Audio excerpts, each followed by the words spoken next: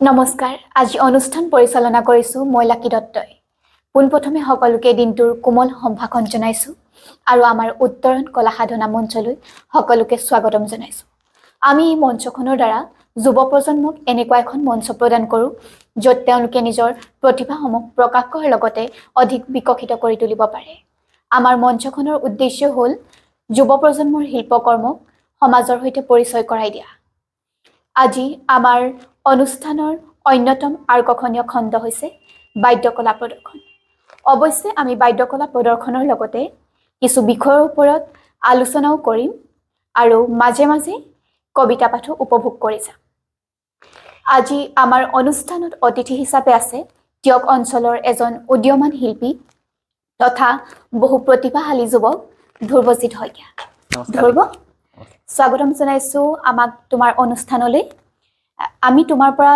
তোমাৰ পৰিচয়ৰ বিষয়ে জানিব বিচাৰিছো আৰু আমাৰ অনুষ্ঠানলৈ আহি তুমি কেনেকুৱা অনুভৱ কৰিছা তাক ক'লে আমাৰ ভাল লাগিব ধন্যবাদ লাকি পোনপ্ৰথমেই খবৰ 24x7 অসমৰ প্ৰতিজন কৰ্মকৰ্তালৈ ইয়াৰ পৰাই ধন্যবাদ জ্ঞাপন কৰিছোঁ আচলতে এয়া মোৰ প্ৰথম অভিজ্ঞতা নমস্কাৰ মই ধ্ৰুৱজিৎ শইকীয়া চন্দ্ৰকমল বেজবৰুৱা মহাবিদ্যালয় টিয়কৰ অসমীয়া বিভাগৰ মই বৰ্তমান ষষ্ঠ ষান্মাসিকত অধ্যয়ন কৰি আছোঁ মোৰ ঘৰ টিয়কৰ প্ৰিয়াপাতা অঞ্চলত আচলতে মোৰ মূল যি ঘৰ সেয়া শিৱসাগৰ জিলাৰ শ্ৰীপুৰীয়া অঞ্চলত আৰু এয়া মোৰ আমাৰ ঘৰ সৰুৰে পৰা ইয়াতে মানে থাকি লৈছোঁ ইয়াতে ইয়াৰ পৰাই অব্যাহত আছে জীৱন যাত্ৰা ধন্যবাদ ধ্ৰুৱ তোমাৰ পৰিচয় জানি আমি ভাল পালো আৰু তোমাৰ অনুভৱৰ বিষয়েও আমি তোমাৰ বিষয়ে জানিবলৈ পাইছো তুমি বহু প্ৰতিভাশালী যুৱক যাক আমি মাল্টি টেলেণ্টেড বুলি কওঁ তুমি কবিতাও লিখা তুমি ভাল গগনাও বজোৱা লগতে তুমি ভাল সত্ৰীয়া নৃত্যও প্ৰদৰ্শন কৰা আৰু তুমি ভাল বিহুৱাও গতিকে আমি তোমাৰ বিষয়ে অলপ জানিম আগলৈ তাৰ আগতে আমাৰ বাদ্যকলা প্ৰদৰ্শন অনুষ্ঠান আছে যিহেতু তোমাক আমাৰ অনুষ্ঠান আগুৱাই নিবলৈ অনুৰোধ জনাইছো নিশ্চয় আচলতে মাল্টি টেলেণ্টেড বুলি নহয় সৰুৰ পৰাই মামা ঘৰখনে বা লগৰ যিখিনি সমনীয়া তেওঁলোকে এইখিনি সাহসেৰে আগবঢ়াই নিবলৈ চেষ্টা কৰিছে শিকাৰ আচলতে হেঁপাহ আছে প্ৰতিটো কামেই শিকিবলৈ যত্ন কৰোঁ প্ৰতিজন মানুহৰ পৰা কিবা নহয় কিবা এটা জীৱনটো শিকি যাব বিচাৰোঁ সেই তাৰ কাৰণেই শিকি গৈ আছোঁ কিমানখিনি সফল হৈছোঁ নাজানো কৰি গৈ আছোঁ এতিয়া পোনপ্ৰথমে এতিয়া গগনা বজাই ভাল পাওঁ আচলতে এটা কথা কৈ ভাল লাগিব যে প্ৰথমেই গগনা ঘৰখনেই আৰম্ভ কৰাইছিলে মোৰ মাহী তেওঁ 2015 চনত তেওঁক জাতীয় বিদ্যালয়ত যেতিয়া পঢ়ি আছিলোঁ ওচৰতে কুটিৰ উদ্যোগ আছিলে এটা তাৰ পৰাই প্ৰথমে এদিন গৈ আছিলোঁ বহাগ মাহত যে গগনাডাল দেখি ভাল লাগিলে মাইক ক'লে যে গগনাডাল কিনোচোন কিনি দিয়া তেতিয়াৰ পৰাই যি হাতত তুলি দিলে গগনাডাল সেই তেতিয়াৰ পৰাই ভাল লাগে গগনা মাতটো বা কেনেকৈ বজায় সেইখিনি কৰি গৈ আছোঁ বজাই শিকি আছোঁ এতিয়া প্ৰথমেই গগনা বাটন কৰি দেখুৱাম প্ৰথমে গগনা চিনাকি কৰি দিছোঁ এয়া আমি জানো যে গগনা দুই প্ৰকাৰৰ লাহৰী গগনা আৰু ৰামধন গগনা যদিও এই ভাগকেইটাত কিছু মাজে মাজে বিতৰ্ক দেখা যায় যে ল'ৰাৰ যাত গগনা ৰামধন হয় মানে আকৃতিখিনি যে মহিলাই যি গগনা বজায় তাক লাহৰী গগনা বোলায় মুগা সূতা যি গগনাত লগাই থোৱা হয় তাক কোৱা হয় লাহৰী গগনা বুলি কিন্তু কিছু সময়ত দেখা যায় যে সেই গগনা ভিতৰকে ৰামধন বুলিও কোৱা হয়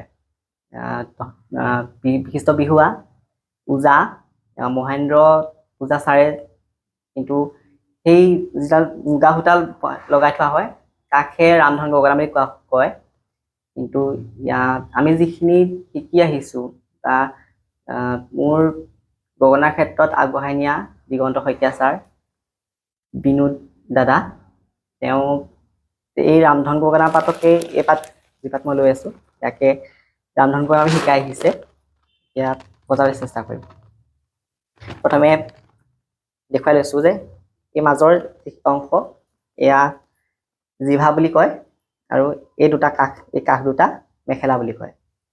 ইয়াত এই অংশটোত উঠটো লগাইলে মাত দিয়ে।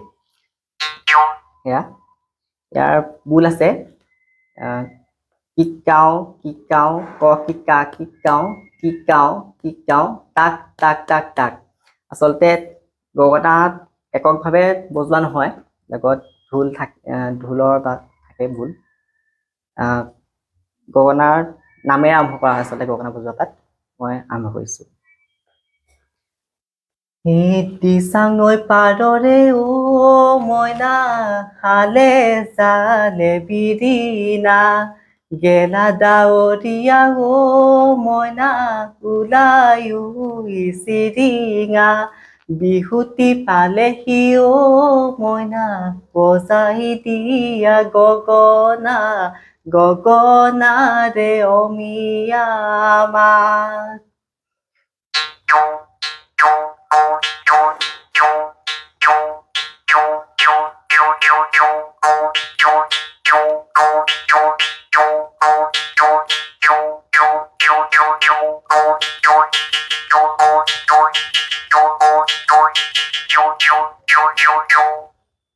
আচলতে প্ৰধান বোল গগনাৰ এয়াই। ইয়াকে আচলতে সঞ্চাৰিত কৰি পিনি বিভিন্ন আদব কায়দাৰে তাৰ সময়সীমাটো বঢ়াই গৈ থকা হয়। যিহেতু এতিয়া গগনা বাদন প্ৰতিযোগিতাও বিভিন্ন সময়ত আহি আছে, আগৰ পৰাই চলি অনুষ্ঠান কৰি আহিছে। এই গগনা বাদনত আচলতে গগনা বাদনৰ যিখিনি বোল, সেই বোলখিনি কিমান প্ৰকাৰে আমি সেই গগনাৰ সুৰ বা বোলখিনি কিমান বেলেগ বেলেগ ধৰণে আচলতে উপস্থাপন কৰিব পাৰোঁ, গগনা প্ৰতিযোগিতাত সেয়াই তাৰ মূল বিষয়। সেয়াই। ধন্যবাদ ধ্ৰুৱ। তুমি আমাৰ অসমীয়া জাতীয় জীৱনৰ এক অন্যতম অংশ বা প্ৰতিশাসন বিহুটিৰ ব্যৱহৃত গগনা ইমান ধুনীয়াকৈ বজালা, ভাল লাগিলে। অকল তুমি বজোৱাই নহয়, এটি বিহুনামো গালা, লগতে ইমান ধুনীয়াকৈ তুমি গগনাৰ বিষয়ে তথ্যসমূহ অৱগত কৰোৱালা আমাৰ দৰ্শকসমূহক। তাৰ বাবে যথেষ্ট ভাল লাগিছে আৰু তোমাক পুনৰবাৰ ধন্যবাদ জনাইছোঁ। আমি শুনিছোঁ তুমি কবিতা পাঠো কৰা, নিজে কবিতা লিখাও, গতিকে তুমি এটা কবিতা পাঠ কৰিও আমাক শুনাব পাৰিবানে? নিশ্চয়। আচলতে চৌপাশৰ পৰিৱেশটো অনুভৱ কৰি ভাল লাগে। প্ৰকৃতিৰ ক্ষেত্ৰতে হওক বা নিজৰ ক্ষেত্ৰতে হওক, সেয়া আচলতে শব্দৰ মাধ্যমেৰে প্ৰকাশ কৰি ভাল লাগে। প্ৰথমে আচলতে কবিতাখিনি নিজেই লিখি পিনি সাঁচি থওঁ, লুকুৱাই লিখা নিচিনাৰে হয়।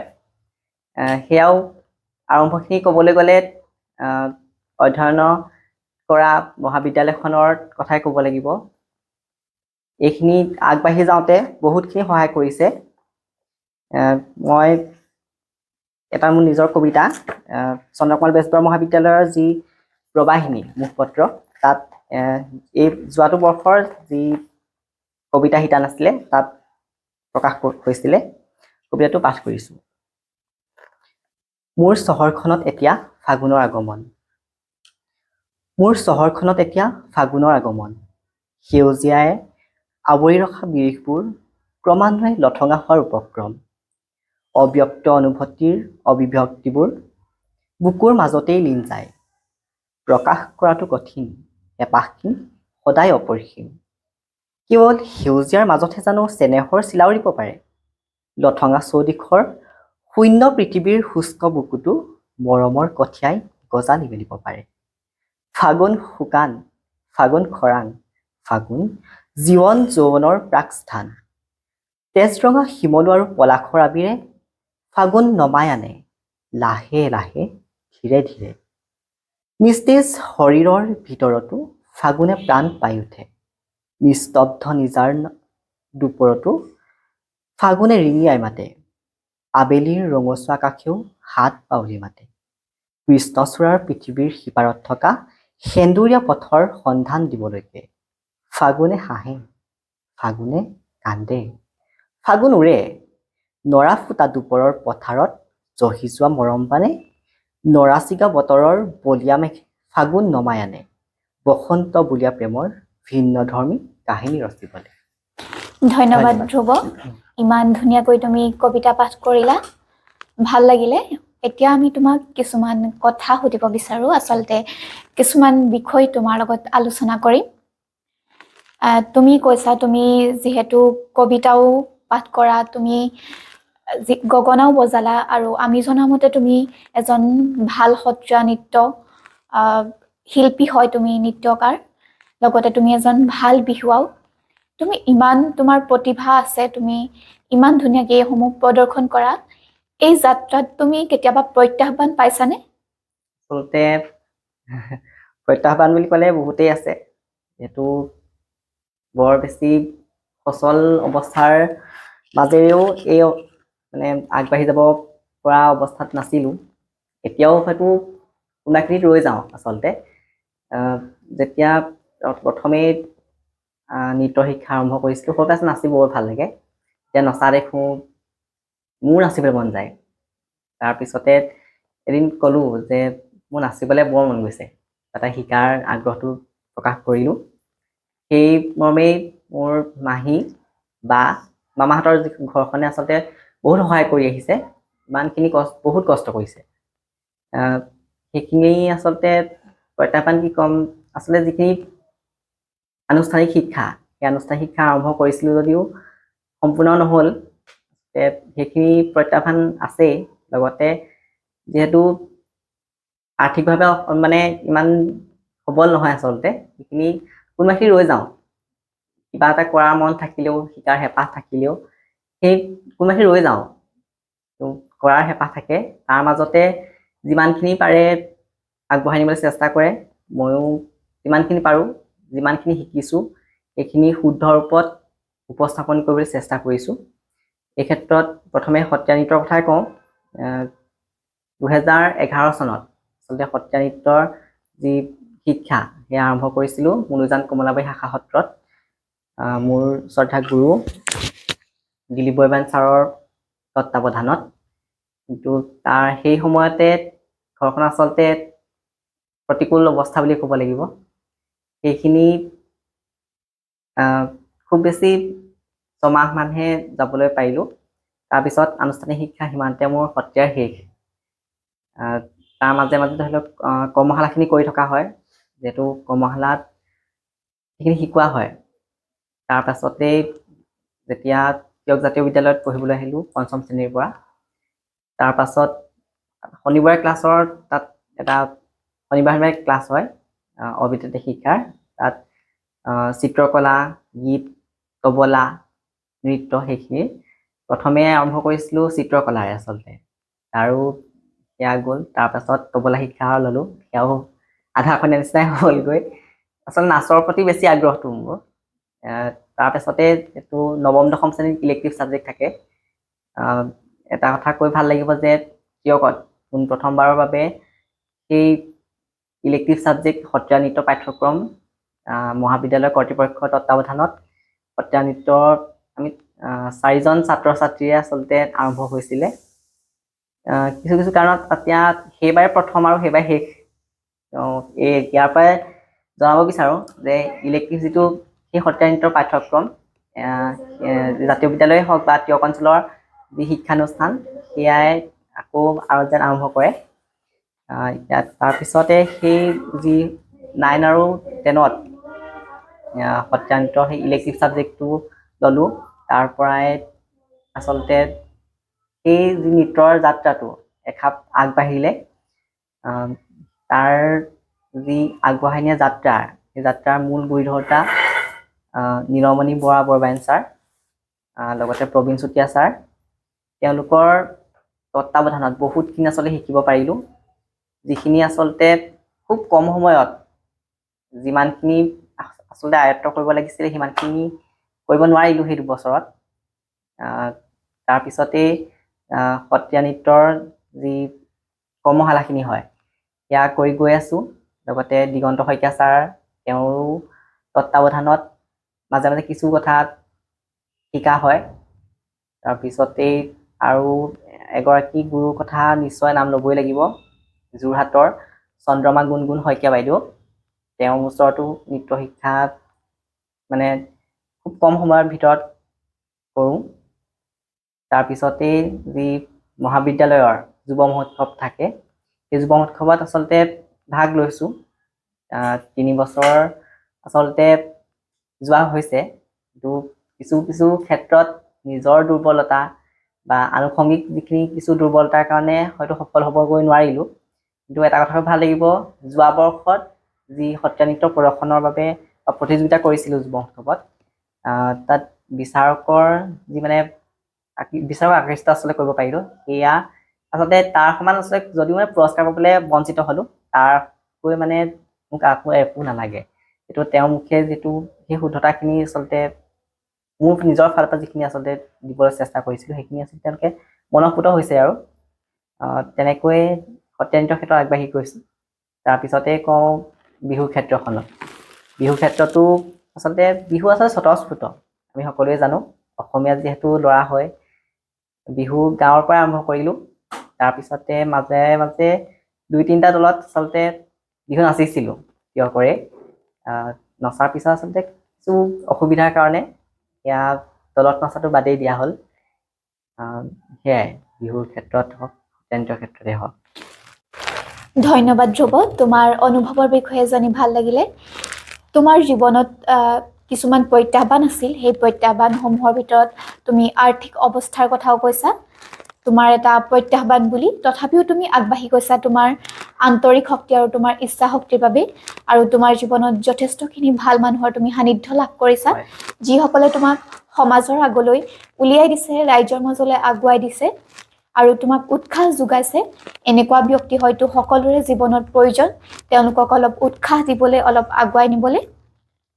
তুমি যিহেতু এজন বিহুৱা, সেইবাবে তোমাক আৰু এটা কথা সুধিম, আচলতে তোমাৰ পৰা জানিব বিচাৰিম, আমাৰ পৰম্পৰাগত বিহু আৰু মঞ্চ বিহুৰ মাজত তুমি কিছু পাৰ্থক্য দেখানি, আৰু তাৰ ওপৰত কিবা প্ৰভাৱ পৰিছে নেকি? নহবা পৰম্পৰাগত বিহু মঞ্চ বিহুৰ বাবে সলনি হোৱা তুমি অনুভৱ কৰা নেকি? হয়, নিশ্চয়কৈ। আচলতে বিহু স্বতঃস্ফূৰ্ত উপস্থাপন কৰি আহিছোঁ। সেই স্বতঃস্ফূৰ্ত আচলতে অসমীয়া সমাজখনৰ যি বিহুৰ ধাৰাটো আচলতে নিজে নিজে আহি থাকে। হয়তো বিহু আচলতে আৰম্ভ কৃষিজীৱি যিখন সমাজখন, সেই সমাজখন কৃষি কৰ্মৰ আৰম্ভ হোৱাৰ লগে লগেই বিহুৰ আৰম্ভ হয়। মঞ্চ বিহু বা পৰম্পৰাগত বিহু সেইখিনি ক'বলৈ গ'লে আচলতে অকণমান অসুবিধাই হয়, যিহেতু আমি জানো যে প্ৰতিটো বিষয়ৰে ইতিবাচক আৰু নেতিবাচক দুয়োটা দিশ থাকে।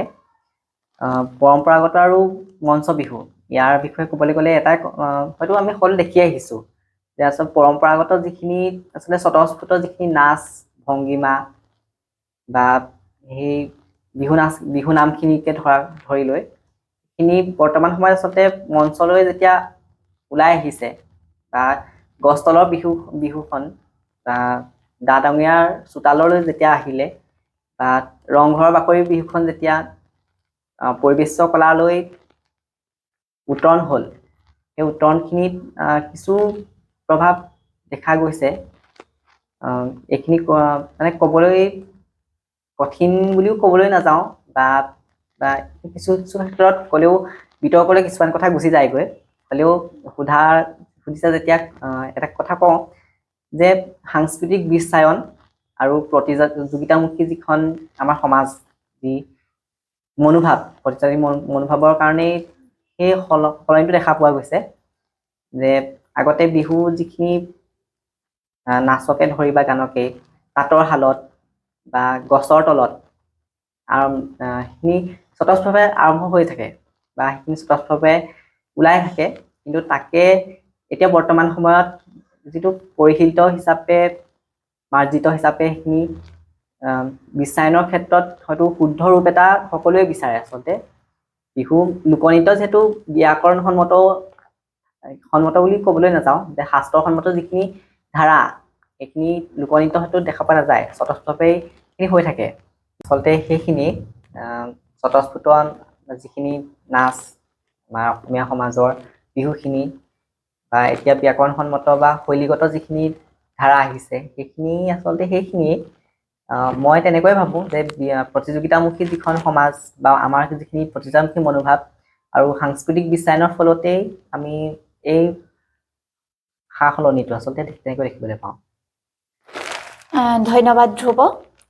তোমাৰ অনুভৱৰ বিষয়ে জানি ভাল লাগিলে। ইতিমধ্যে আমাৰ অনুষ্ঠানৰো সামৰণিৰ সময় আহি পৰিছে আৰু ইয়াতে আমি আমাৰ অনুষ্ঠান সামৰণি মাৰিছোঁ আৰু এজন অন্য শিল্পীৰ সৈতে পুনৰ লগ পোৱাৰ আশাৰে। ধন্যবাদ।